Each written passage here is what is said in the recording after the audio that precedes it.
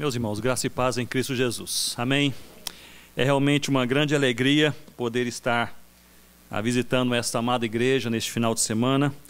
Eu agradeço a Deus pelo carinho dos irmãos. Tempo já gostoso aí com os pastores, com amigos hoje à tarde. Estar aqui com Chico e Rose, que são amigos aí mais chegados que irmãos. E tudo isso alegra muito o nosso coração. Sobretudo esta nossa convicção que cada crente tem de que ele vem a um lugar como este, em uma noite como esta, pela profunda e clara carência que ele tem do Senhor Jesus em sua vida.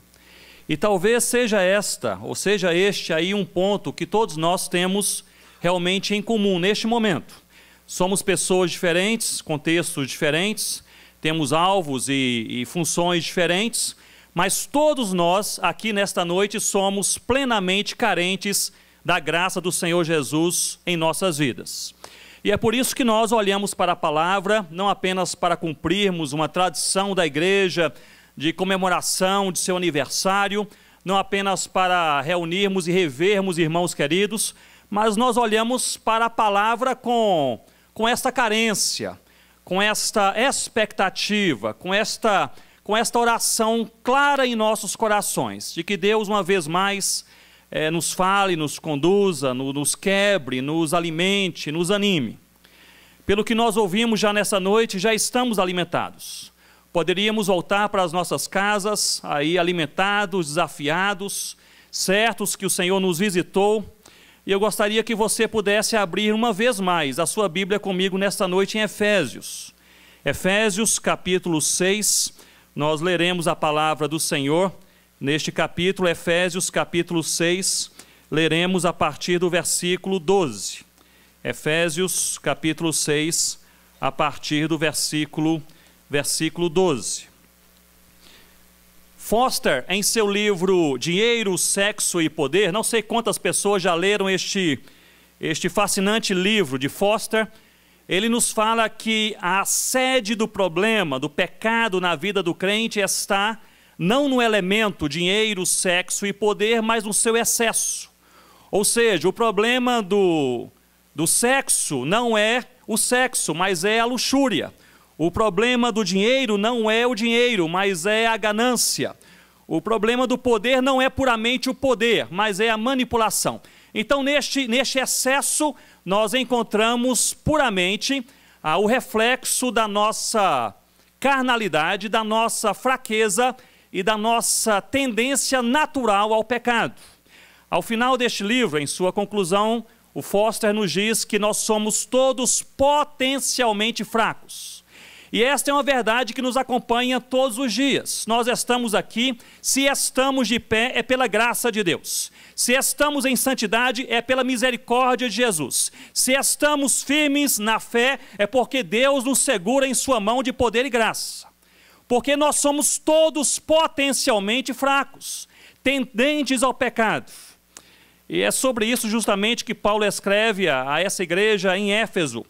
E ele fala a essa igreja sobre esta natural tendência ao pecado e à fraqueza. Paulo escreveu esta carta à igreja em Éfeso estando aprisionado em Roma. E dali de Roma ele escreveu duas cartas. Escreveu aos Colossenses e escreveu aos Efésios. Aos Colossenses ele tentava fazer com que aquela igreja pudesse se lembrar que o cabeça da igreja é o Senhor Jesus. Aos Efésios, ele tentava convencê-los que a igreja é o corpo do Senhor Jesus. Então é uma mensagem com duas facetas, essas duas cartas. E nessa carta à igreja dos Efésios, ele começa então a narrar sobre essa natural tendência ao pecado, à fraqueza e à queda. Ele fala sobre essa manifestação da fraqueza humana que se dá na relação pessoal do marido com a esposa, dos pais com os filhos, dos patrões com os empregados. E ele começa a tecer essa figura, este gráfico, este panorama da fraqueza natural humana, quando ele chega, portanto, no capítulo 6, que nos fala algo tremendamente precioso e fascinante. Nós precisamos ser de maneira contínua fortalecidos no Senhor. Fiquemos de pé, uma vez mais para lermos a palavra do Senhor. Efésios capítulo 6, a partir do versículo 12. Efésios capítulo 6, a partir do versículo 12. Nos diz assim a palavra do Senhor. Aliás, versículo 10. Quanto ao mais, irmãos, sede fortalecidos no Senhor e na força do seu poder. Revesti-vos de toda a armadura de Deus, para poderdes ficar firmes contra as ciladas do diabo. Versículo 12, porque a nossa luta não é contra o sangue e a carne, sim contra os principados e potestades, contra os dominadores deste mundo tenebroso, contra as forças espirituais do mal nas regiões celestes. Versículo 13, todos juntos. Portanto, tomai toda a armadura de Deus, para que possais resistir no dia mau, e depois de terdes vencido tudo, permanecer inabaláveis. Portanto, tomai toda a armadura de Deus, para que possais resistir no dia mau, e depois de terdes vencido tudo, permanecer no Senhor Jesus, inabaláveis.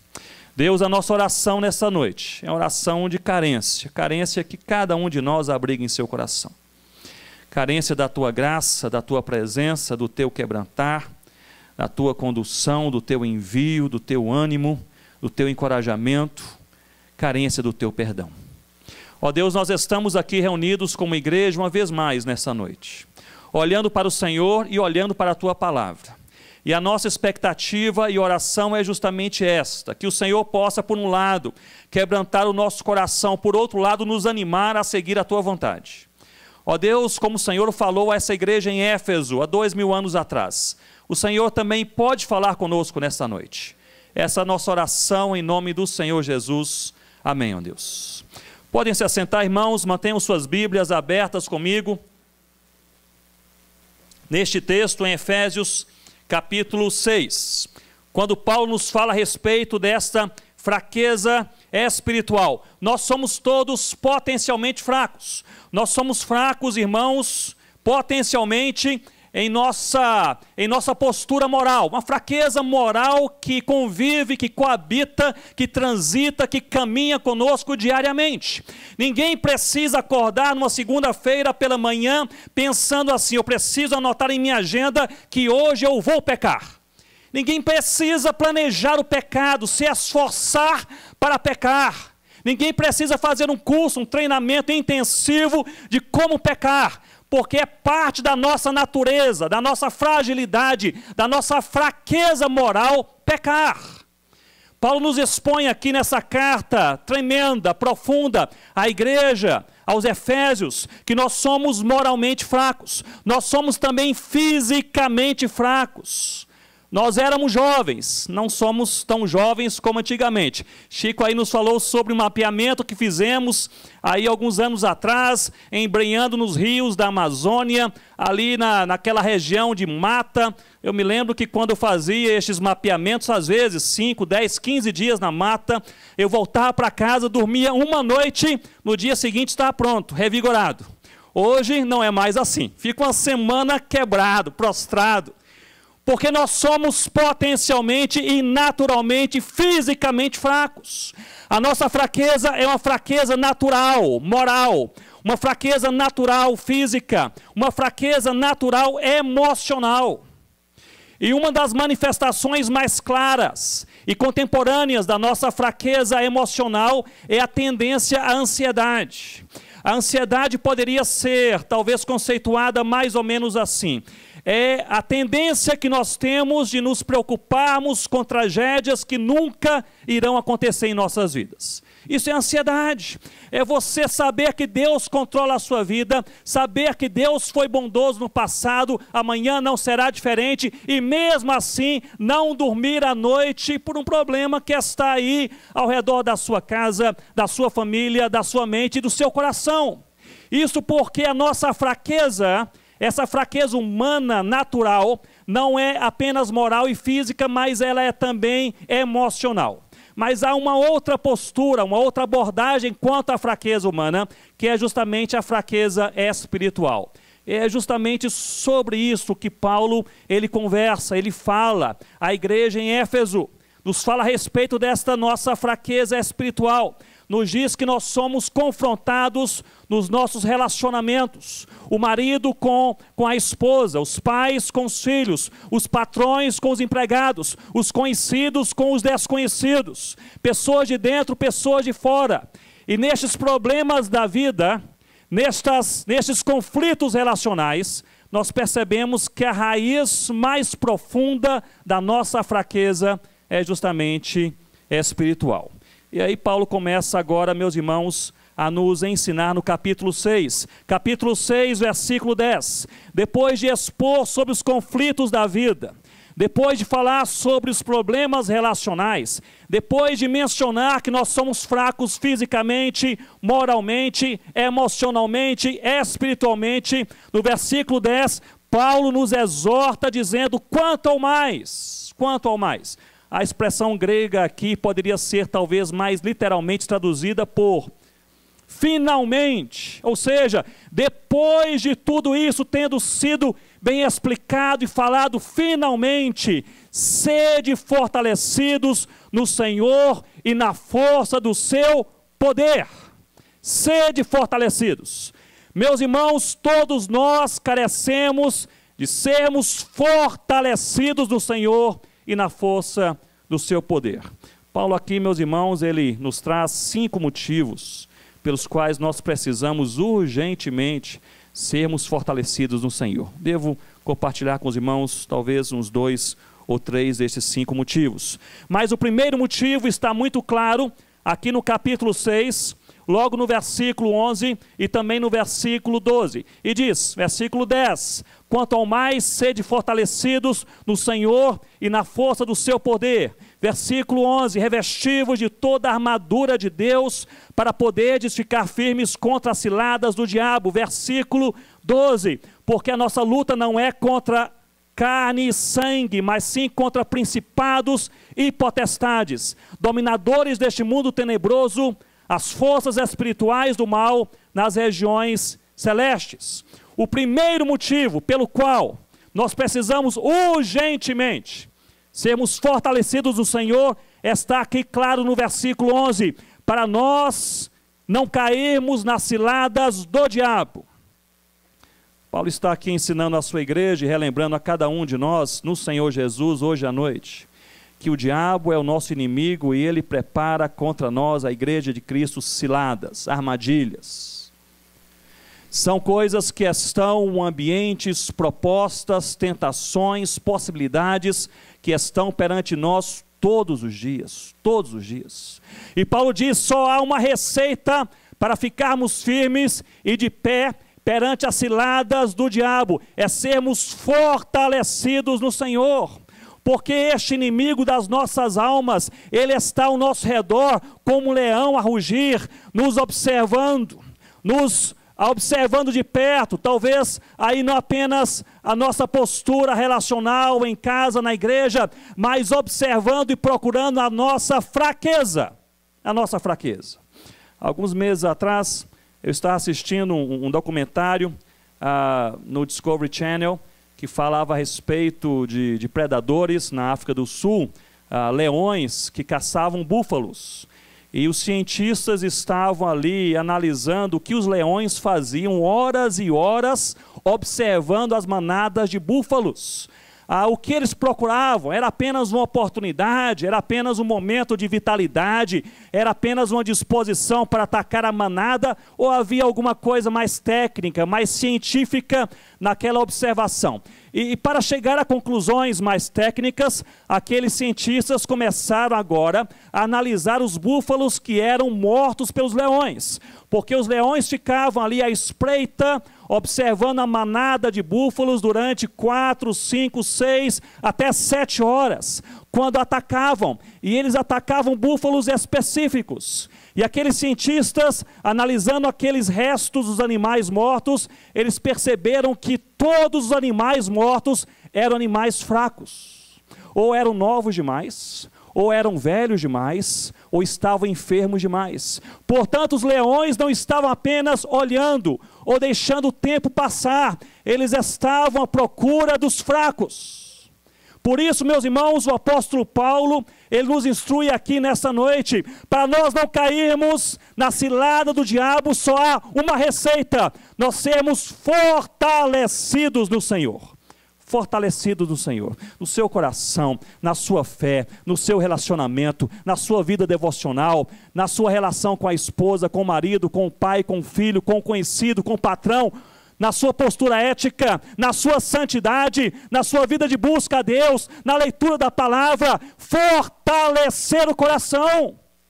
Nós não temos em nós mesmos força própria para não cair na cilada do diabo. Nós só não cairemos se Deus nos fortalecer. Nos fortalecer.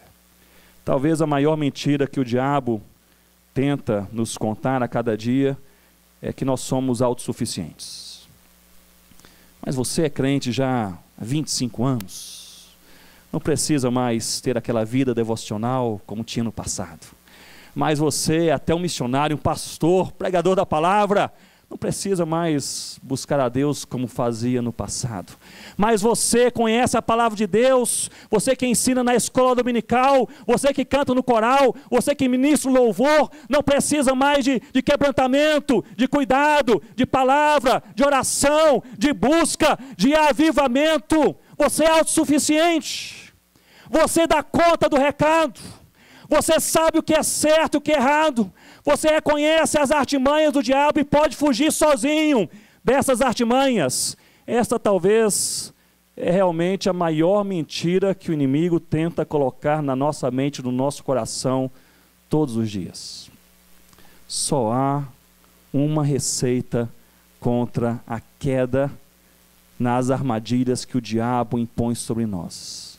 Meus irmãos, é humildade de coração, reconhecimento da carência de Jesus, e sermos fortalecidos. Diga comigo: fortalecidos no Senhor. Foi fraco, irmãos. Fortalecidos no Senhor. Todos nós precisamos ser fortalecidos no Senhor e na força do seu poder. É Deus quem nos fortalece, e não faz no poder da igreja, nem do pastor, nem do pregador, nem do livro escrito, nem do conhecimento teológico, nem da experiência de vida cristã. Deus o faz no seu poder.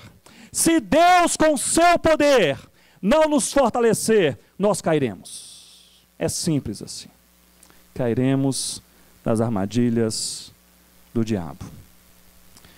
O apóstolo Paulo nos ensina, olhe comigo, capítulo 6, versículo 11, versículo 10 nos diz: para sermos fortalecidos no Senhor, versículo 11, a fim de não cairmos nas ciladas do diabo, versículo 12, nos fala a respeito desta nossa luta que não é contra carne e sangue, versículo 13, portanto, tomai toda a armadura de Deus, para que possais resistir no dia mau. Nós precisamos ser fortalecidos do Senhor, em primeiro lugar, meus irmãos, para nós não cairmos na cilada do diabo. Em segundo lugar, para nós resistirmos no dia mau. Paulo está falando sobre algo aqui que nós sabemos e experimentamos, que há dias bons e há dias maus. Há dias em que nós estamos cheios de Deus e há dias que nós nos sentimos secos espiritualmente. Não é isso, irmãos? Há dias que nós acordamos assim pensando: se Deus me enviar, eu irei para qualquer lugar. E há dias que nós acordamos com indisposição até para cruzar a rua e falar do amor do Senhor Jesus. Há dias em que nós temos saúde e há dias que a enfermidade bate à porta da nossa casa. Há dias que nós temos abundância e há dias de desemprego. Há dias em que os amigos estão ao nosso redor e há dias em que eles viram as suas costas. Há dias em que nós nos sentimos animados e há dias que nós estamos no vale da sombra da morte. Há dias bons e há dias maus. E Paulo diz: no dia mau nós só resistiremos se Deus nos fortalecer. Porque no dia bom, meus irmãos, nós estamos de pé.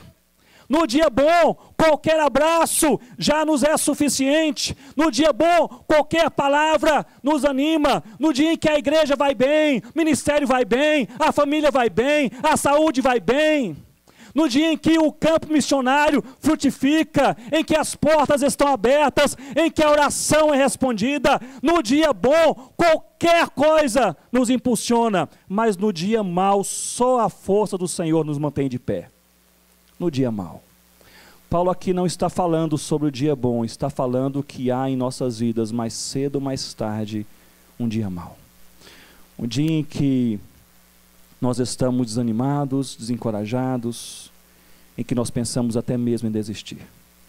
Eu não sei como você veio a este culto nesta noite, eu sei de uma coisa, só Deus conhece o coração.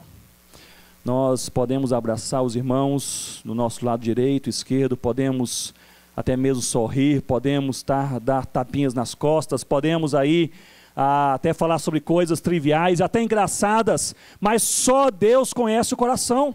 Quem sabe você está aqui com uma face de alegria, mas com o coração quebrado.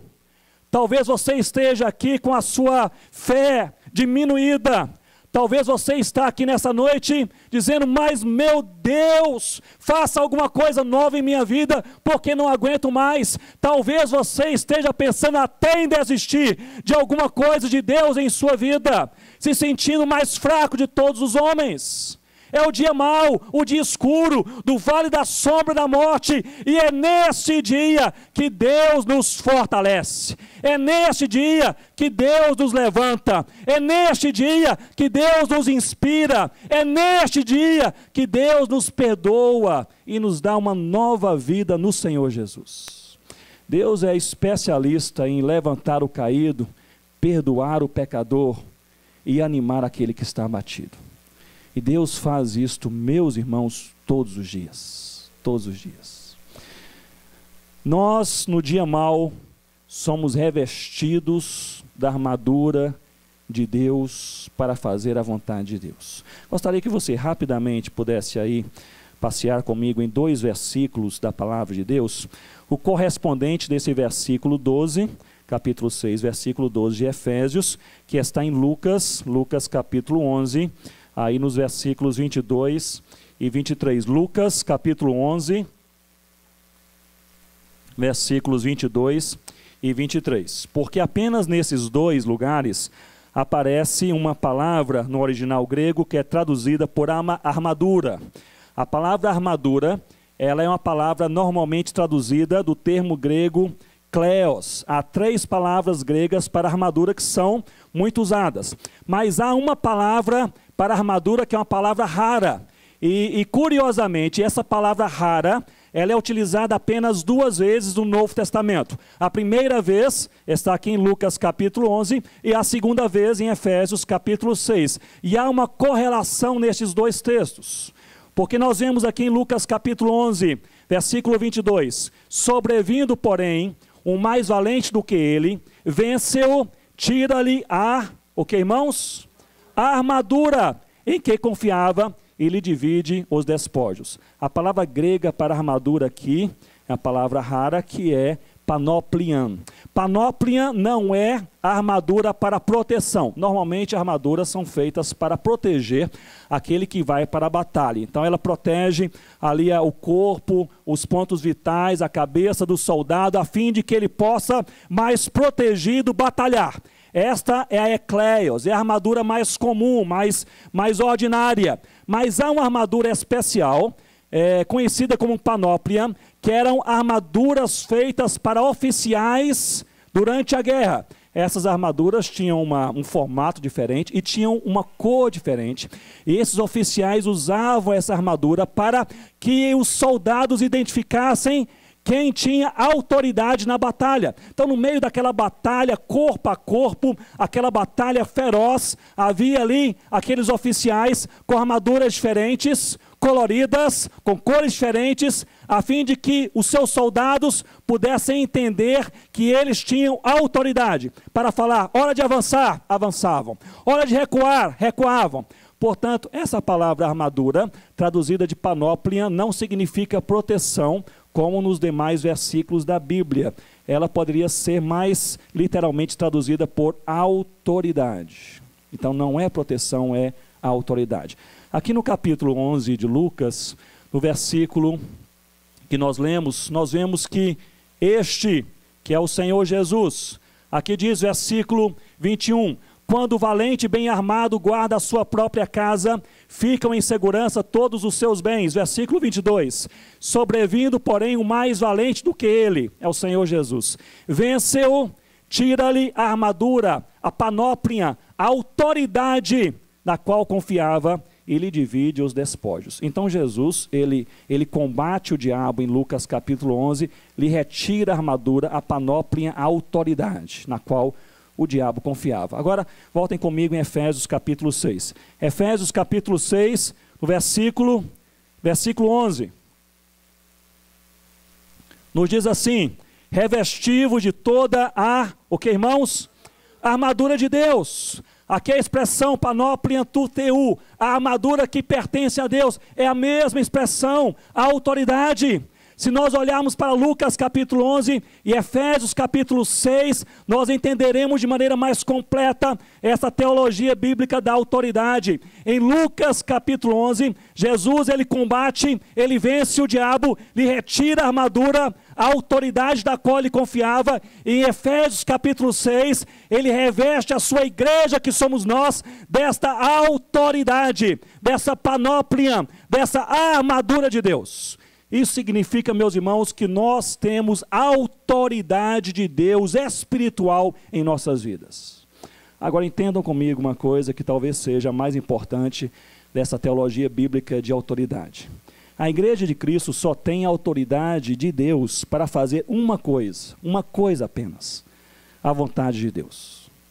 Nós não fomos revestidos da autoridade de Deus para fazer as coisas da nossa cabeça, para realizar os nossos sonhos, para falar o que eu desejo, isso vai acontecer, para que a minha palavra tenha poder, para que eu tenha os meus planos pessoais e eu estale os meus dedos e amanhã isso há de acontecer. Nós não temos autoridade para realizar os nossos sonhos. A autoridade espiritual que a igreja tem é para fazer uma coisa e uma coisa apenas, a vontade de Deus.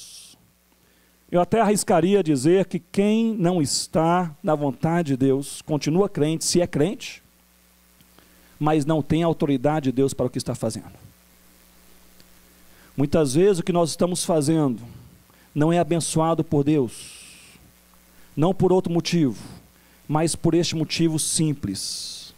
Não é vontade de Deus. Se não é vontade de Deus, não tem autoridade de Deus.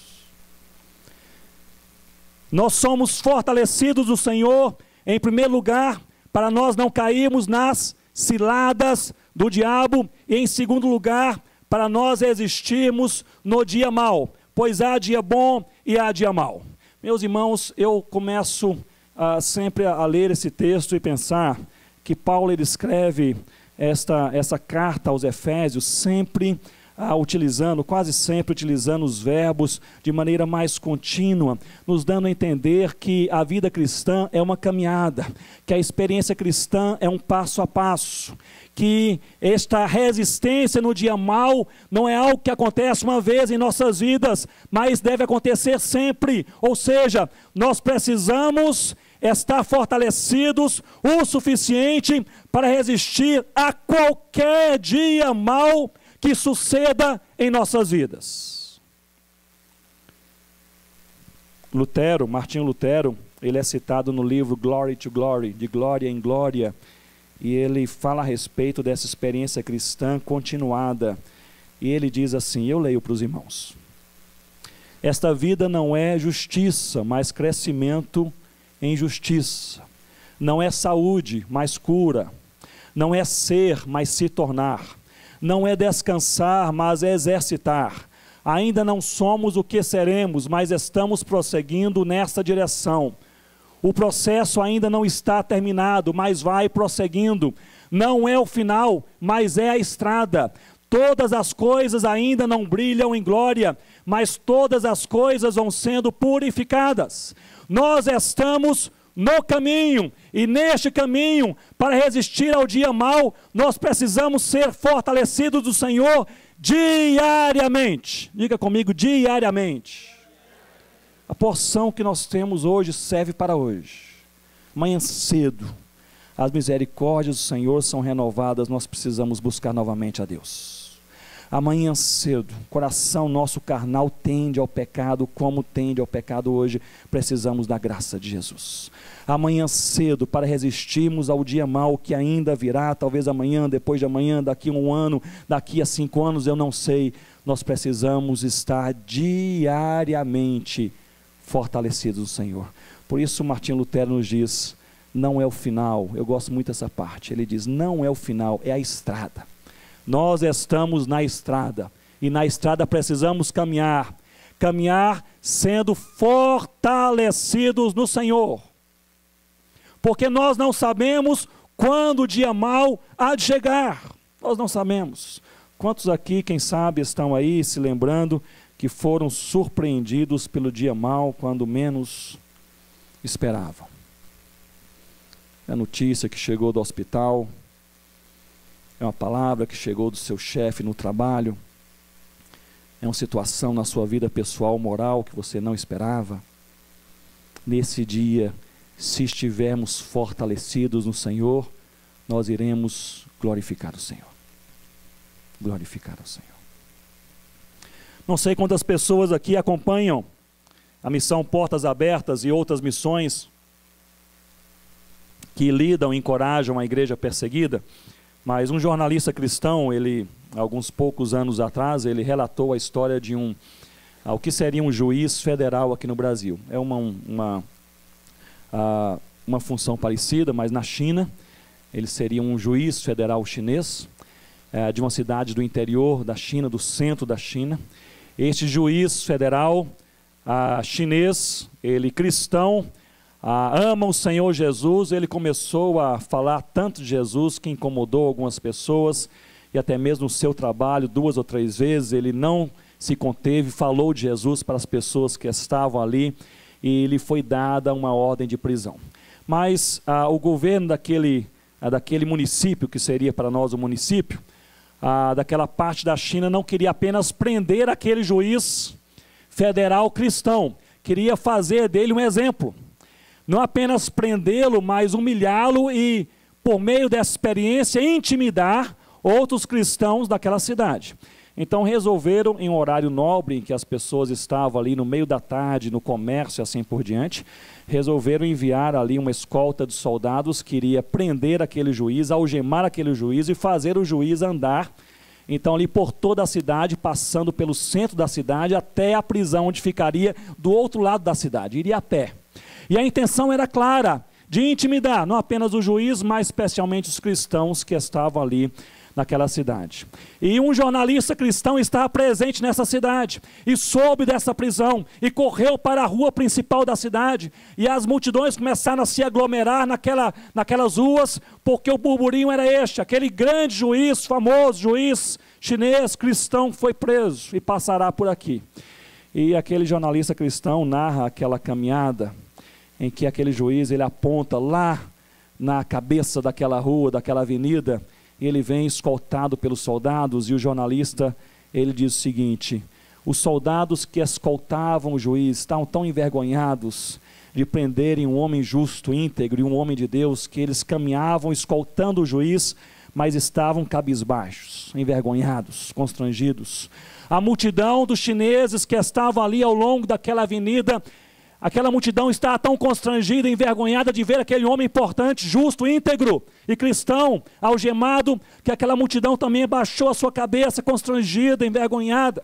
E aquele jornalista, então, no seu artigo, ele disse: a única pessoa com a cabeça erguida era o juiz federal cristão. E não apenas erguia a sua cabeça, mas vez por outra, naquela caminhada, ele levantava também seus braços algemados bem alto, e ele gritava: eu amo o Senhor Jesus, eu amo o Senhor Jesus. E ali foi aquela passeata, e ali foi aquela caminhada, e aquilo não apenas intimidou, ao contrário, aquilo aqueceu o coração de uma igreja, que foi avivada por Deus, pregou a palavra. Porque um homem se preparou, sendo fortalecido no Senhor, para o dia mau. E quando o dia mau chegou, ele tinha forças em Cristo para gritar e testemunhar. Querem saber de uma coisa? Eu amo o Senhor Jesus. Meus irmãos, nós precisamos nos preparar para o dia mau, não para nós passarmos de maneira mais tranquila no dia mau. Nós precisamos nos preparar para o dia mau, para que neste dia possamos glorificar o nome do Senhor Jesus. Sede fortalecidos no Senhor, para não caírem na cilada do diabo, e para resistirem no dia mau. Mas não apenas por isso, meus irmãos, mas também aqui a partir do versículo 19, olhem comigo o capítulo 6, essa carta aos Efésios.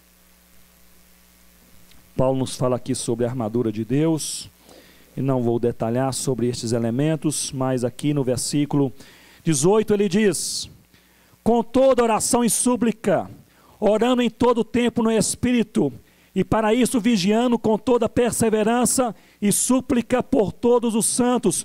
Versículo 19, e também por mim, para que me seja dada, no abrir da minha boca, a palavra para, com intrepidez, fazer conhecido o mistério do Evangelho. O que Paulo está dizendo, em outras palavras, é que nós precisamos ser fortalecidos no Senhor, para não cair na armadilha do diabo, para nós resistirmos no dia mau e glorificarmos o nome de Jesus, e para nós pregarmos o Evangelho. E quanto a mim, para que no momento certo me seja dada essa bênção de Deus, de eu com intrepidez não me calar, ao contrário, abrir a minha boca e manifestar o Evangelho, que é o Senhor Jesus. A teologia paulina neste capítulo 6 é muito clara. Muitas vezes nós não pregamos o Evangelho porque nós não estamos fortalecidos no Senhor. Às vezes nós pensamos, não pregamos o Evangelho por falta de oportunidade. Não pregamos o Evangelho porque eu não tenho um temperamento tão expansivo como o meu irmão. Eu não prego o Evangelho porque não tenho conhecimento teológico como pastor da minha igreja. Eu não prego o Evangelho porque eu não sou um crente com 30 anos de vivência cristã como um presbítero aqui da minha igreja. Mas a palavra de Deus nos instrui que não é por isso que nós não pregamos o Evangelho.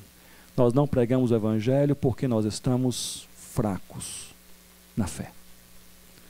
Porque se fortalecidos estivermos no Senhor, não há nada que encha mais a nossa mente e cative mais o nosso coração do que o Senhor Jesus.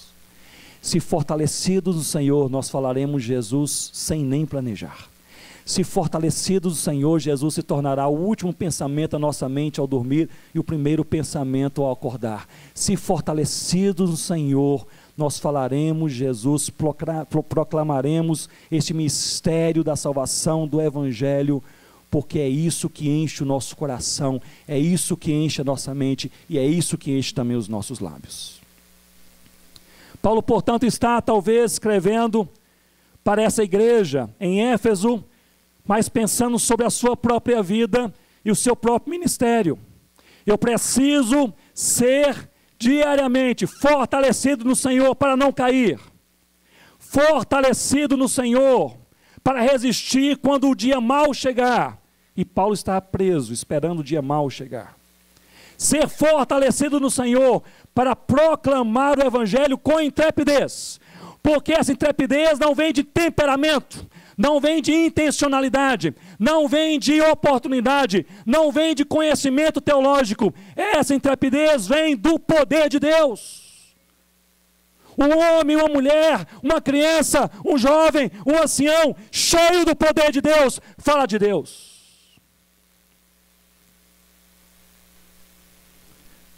Paulo, quando nos instrui, meus irmãos, a sermos fortalecidos no Senhor, ele está usando aqui uma forma mais imperativa, ou seja, é nossa obrigação nós sermos fortalecidos no Senhor. Eu gostaria de rapidamente com vocês mencionar 6 maneiras que Paulo, em diversas cartas, ele menciona sobre como nós podemos ser fortalecidos no Senhor. Em primeiro lugar, nós somos fortalecidos no Senhor pela oração. Oração, meus irmãos, não é petição. Oração não é conversa com Deus puramente. Oração é um ponto de encontro. Oração é um revigorar de um relacionamento.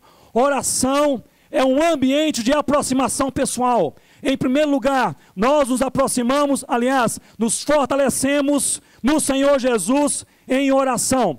Em segundo lugar, na leitura da palavra, a palavra de Deus que nos encoraja, a palavra de Deus que entra na nossa mente, desce ao coração e grava de maneira clara na nossa alma aquilo que nós precisaremos no momento de maior questionamento da nossa fé e quando o dia mau chegar. Portanto, a oração, em segundo lugar, a leitura da palavra, em terceiro lugar, não caminhando sozinho. John Maxwell, em um de seus livros, ele diz que todo bom cristão precisa ter pelo menos 2 ou 3 amigos chegados o suficiente para lhe apontar o erro. Ou seja, aquele amigo tão chegado, que se você errar, ele não pensa 2 vezes e falou, você está errado. Eu estou surpreso com a sua vida, você fez esse negócio aqui com a esposa, com o filho, na igreja, enfim, eu estou surpreso, você errou. 2 ou 3 amigos, não caminhe sozinho. Oração, leitura da palavra, não caminhar sozinho, buscar o fruto do Espírito e fugir da obra da carne, buscar o fruto do Espírito Santo. Meus irmãos, o sinal de que Deus está enchendo a nossa vida é o fruto do Espírito. Não é eloquência, não é retórica, não é conhecimento teológico, não é igreja grande, não é ministério bem sucedido, não é cantar bonito, não é tocar bem, não é falar e pessoas ficarem cativas. O sinal de que Deus está enchendo o nosso coração é nós temos o fruto do Espírito, é nós temos amor, é nós temos paciência, tolerância, longanimidade.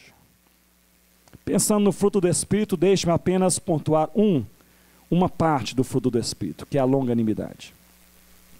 A palavra grega para longanimidade é epithemia, que significa literalmente fôlego profundo. E a ideia é de um nadador, melhor, um mergulhador, que mergulhava em uma competição, caía naquele rio, digamos assim, e mergulhava em uma competição para ver quem segurava mais o fôlego, quem iria mais distante embaixo d'água. E ele mergulhava durante 5 metros, 10 metros, 15 metros, e quando o fôlego estava acabando por completo, ele ainda ia mais 5 metros. Isso é epithemia, é o fôlego profundo. E é traduzido aqui no Novo Testamento, no fruto do Espírito, como longanimidade. Sabe o que é longanimidade, meus irmãos? É aquilo que nós precisamos usar para com o outro quando a paciência acaba. Paciência e longanimidade andam de mãos dadas. Paciência é o que você exerce com seu irmão quando você vira a face, dá outro lado da sua face ou anda a segunda milha. Isso é paciência. Mas quando a paciência acaba, aí que você começa a usar a longanimidade. É epithemia, fôlego profundo, é abraçar aquele irmão que não pensa como você, é perdoar aquilo que passou e perdoar mesmo, é se esquecer, é caminhar com aquele que você não deseja caminhar, é conversar com aquele que você não deseja conversar, é abraçar aquele que você deseja ver longe de você. Isso talvez não seja paciência, mas isso é longanimidade. Portanto, em primeiro lugar, uma maneira de nós nos fortalecermos no Senhor, segundo Paulo nos ensina, é orando, oração. Segundo lugar, leitura da palavra. Terceiro lugar, não caminhando sozinho. Paulo lista, meus irmãos, em suas cartas, 32 colaboradores, amigos chegados que trabalharam com ele em algum momento. 32 pessoas. Nós pensamos, Paulo é o cara, plantador de igrejas, e era de fato usado por Deus, mas tinha 32 amigos. Não caminhava sozinho. Em quarto lugar, buscar o fruto do Espírito Santo e fugir das obras da carne. Em quinto lugar, simplificando a nossa vida. Muitas vezes nós temos ansiedade demais porque a vida é complexa demais. A exigência é grande demais. A expectativa é enorme. E a vida se torna um peso. Pessoas que gastam 2 semanas inteiras só olhando na internet para encontrar um modelo novo de celular. Quando o celular que estão usando está ótimo, não tem nada de errado com ele. Pessoas que no meio do ano já tem que comprar um carro com o modelo do ano seguinte, porque é uma estratégia de mercado. Eu não entendia isso até alguns anos atrás, conversando com um vendedor de carro. Ronaldo, é o seguinte, todo mês de julho a gente lança o carro no modelo do ano seguinte, e isso é para fomentar a ganância. E é isso mesmo. Eu quero em 2013 desfilar com o carro 2014. Pouca gente tem. Pessoas que gastam o mês de dezembro inteiro pensando apenas na roupa que vão usar no ano novo, para colocar essa roupa em um guarda-roupa em que não cabe mais roupa. Pessoas que tornam a vida complicada, pesada, com exigência, com descontentamento. Meus irmãos, prestem atenção e olhem para mim nesse momento. Não há nada que drene mais energia do crente do que o descontentamento e o pecado. O descontentamento, meus irmãos, drena a energia do crente. O crente descontente não vive bem, não busca a Deus, não louva direito, não ora direito, não conduz o culto, não conduz a família. Porque o descontentamento tira o equilíbrio da nossa vida, contamina a nossa mente. Por isso que a palavra de Deus está cheia de indicações, exortações, para nós louvarmos ao Senhor. Louvar ao Senhor é reconhecer a bondade de Deus. Salmo 34 nos diz, louvarei ao Senhor amanhã, louvarei o Senhor, ou seja, amanhã que eu nem conheço, amanhã, eu nem sei o que vai acontecer, mas um compromisso eu tenho, louvarei o Senhor. Eu entendo que esse compromisso com Deus se dá, não porque nós conhecemos o que acontecerá, mas porque nós conhecemos o nosso Deus que estará conosco amanhã. Nós não conhecemos o futuro, mas conhecemos o Deus que guarda o nosso futuro, controla o nosso futuro. Nós podemos louvar a Deus hoje, podemos louvar a Deus amanhã, porque nenhuma tragédia na nossa vida será maior do que a bondade do Senhor. Nenhuma tragédia. Não há nada que possa acontecer comigo ou com você, em toda a nossa história, que venha a ser maior do que a bondade do Senhor Jesus. Nada. Por isso nós podemos louvar a Deus. E apenas o louvor a Deus mata e coloca para fora o descontentamento. Simplifique a sua vida. Simplifique, oração, leitura da palavra, não caminhar sozinho, buscar o fruto do Espírito, simplificar a vida e, em sexto lugar, desprezar o descontentamento. Desprezar o descontentamento. E aí, quando nós passamos a nos contentar em Deus, a vida muda. Nós acordamos assim e falamos ao abrir dos nossos olhos, muito obrigado, Senhor, pela vida. Acordei novamente, mais um dia. O Senhor me deu vida. Aí nos lembramos que nós estávamos perdidos nas trevas, e aí o pensamento vem, louvado seja o nome de Jesus, que Jesus me salvou. E aí nós olhamos assim, quem sabe, para os que estão casados, não é? A esposa, o marido do lado. Deus, Senhor, me deu aí uma esposa, um marido. E outros podem espiar pela porta, até ver os filhos. Louvado seja Deus pela minha família. Senhor Deus, quando nós levantamos da cama, louvado seja o teu nome, eu tenho saúde para levantar. Tem tanta gente em cadeira de roda, gente que não consegue levantar. O Senhor está me dando uma bênção, eu consigo levantar, me mexer. Tenho saúde, eu posso trabalhar. Deus, eu tenho uma igreja amada que me ama e que eu amo, nela eu posso aprender a palavra. Deus, não apenas isso, eu posso cantar no coral. Senhor, que privilégio, países fechados, que a igreja se reúne no subterrâneo, cantando baixinho, porque não pode nem falar alto o nome de Jesus. Aqui a gente canta com portas abertas, ligando a internet e tudo mais. Deus, eu posso ouvir um louvor ao Senhor lá no carro, no ônibus, indo para o meu trabalho. Deus, o Senhor tem me dado tantas coisas boas e o melhor ainda está por acontecer. Deus, louvado seja o teu nome. Um coração que louva a Deus é um coração que não deixa espaço para o descontentamento. E não há nada que drena mais energia espiritual no coração do crente como o descontentamento. Sede fortalecidos no Senhor. Em primeiro lugar, para não cairmos nas ciladas de quem, irmãos? Do diabo. Para nós resistirmos, em qual dia? no dia mau. No dia bom, tudo é fácil, não precisa de muita coisa. No dia mau, só a graça do Senhor Jesus e a força do poder de Deus. E em terceiro lugar, para nós proclamarmos o Evangelho do Senhor Jesus, seja perto ou seja longe, porque fortalecidos no Senhor, não haverá assunto maior na nossa mente, no nosso coração do que este: Jesus é Senhor e Salvador, Jesus Cristo. Eu gostaria de encerrar, meus irmãos, nesse momento, trazendo à sua mente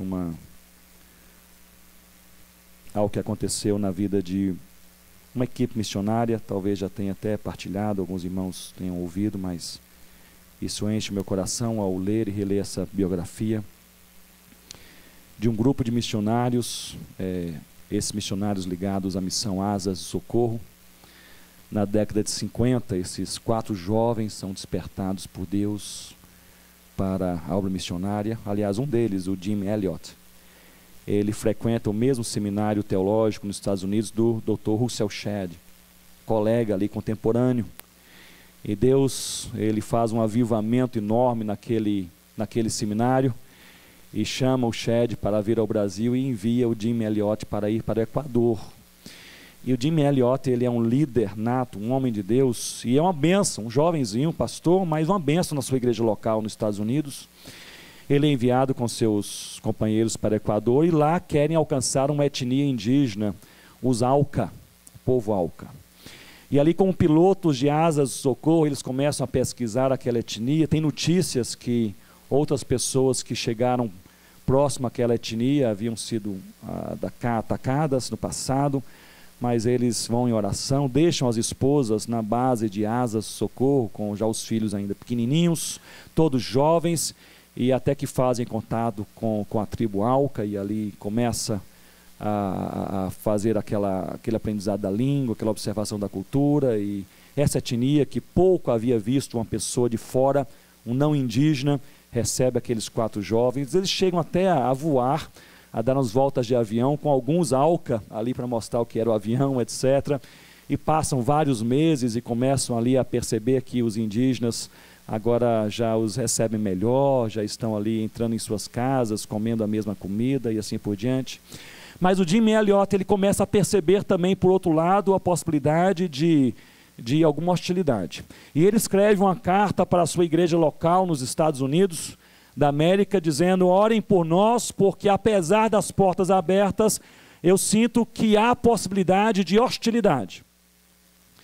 E aquela igreja amava muito Jim Elliot. E os pastores da igreja, líderes, se reuniram, escreveram uma carta para aquele missionário dizendo: Jim, você tem que voltar. E no início daquela carta, nós temos, na segunda biografia de Jim Elliot, ali o registro dessa carta, o início da carta diz assim: você é precioso demais